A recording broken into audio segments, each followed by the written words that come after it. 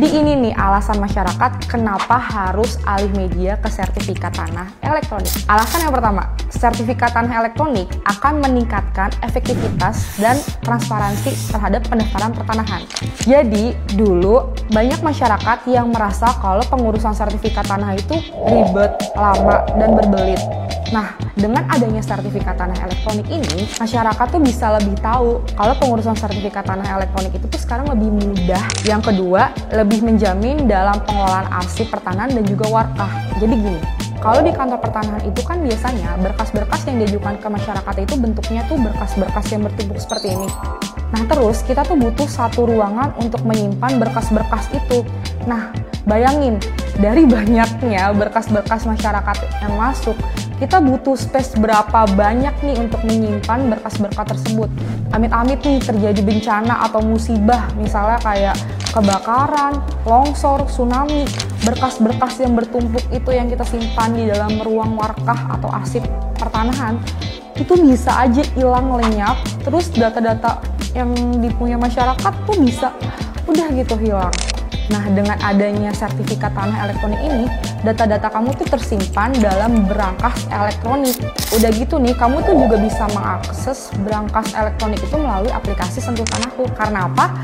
Sertifikat tanah elektronik ini sudah terintegrasi dengan aplikasi Sentuh Tanahku. Yang ketiga, mengurangi kewajiban masyarakat untuk datang ke kantor pertanahan.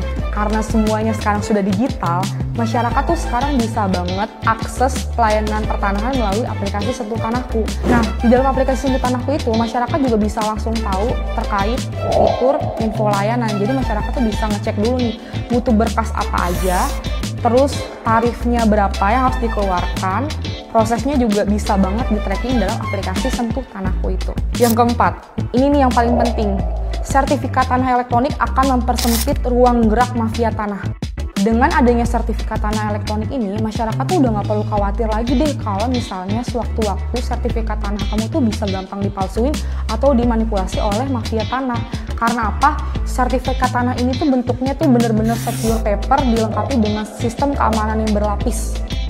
Dan yang terakhir, sertifikat tanah elektronik ini akan meningkatkan pertumbuhan nilai ekonomi yang ada di Indonesia.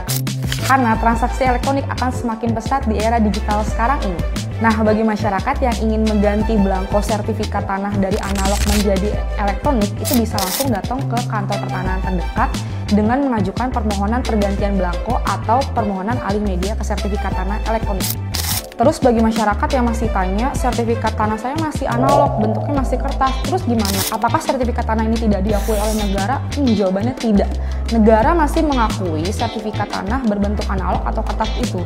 Jadi, penerapan sertifikat tanah elektronik ini akan dilakukan secara bertahap di seluruh kantor pertanahan yang ada di Indonesia. Sertifikat tanah elektronik ini merupakan salah satu inovasi pemerintah untuk memberikan kepastian hukum hak atas tanah masyarakat secara aman dan mengikuti perkembangan zaman. Jadi nggak usah worry, nggak usah takut, ayo alih media sertifikat tanah kamu sekarang juga di kantor pertanahan terdekat.